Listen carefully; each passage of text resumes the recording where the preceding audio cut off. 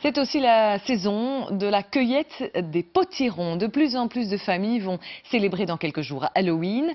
Et la réussite de cette fête passe inévitablement par un bon déguisement et une bonne décoration. Reportage Jimmy Méo, Catalina Jacob. Voici le résultat du travail de Jade et Juliette. Leur Monsieur Jack sculpté dans des potirons. Mais si maintenant ils sont morts et plutôt effrayants, il y a quelques heures, ils étaient encore bien vivants. Et c'est Jade et Juliette elles-mêmes qui les ont cueillis dans ce champ où elles n'ont que l'embarras du choix. On va mettre des yeux et faire une bouche. En tant que parent, on est un peu obligé de passer par l'étape potiron.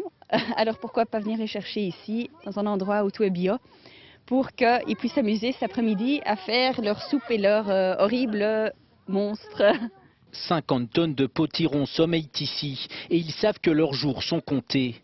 Dans ce supermarché particulier, les clients cueillent eux-mêmes leurs achats.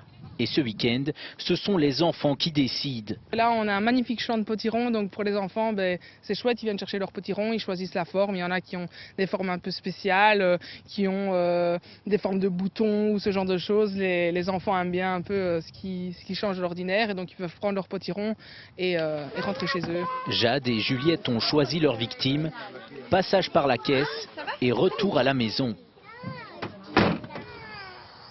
Juste un petit coup de main des parents et le travail pratique, la boucherie commence. J'enlève les noyaux. Pourquoi faire?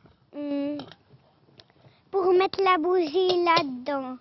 On utilise tout ce qui est à l'intérieur pour la soupe et les enfants le colorient et le décorent au gré de leurs envies. Tradition vieille de plus de 2 siècles, les citrouilles lanternes ne sont pas près de s'éteindre. Plus qu'une simple décoration, leur but premier, éclairer les enfers.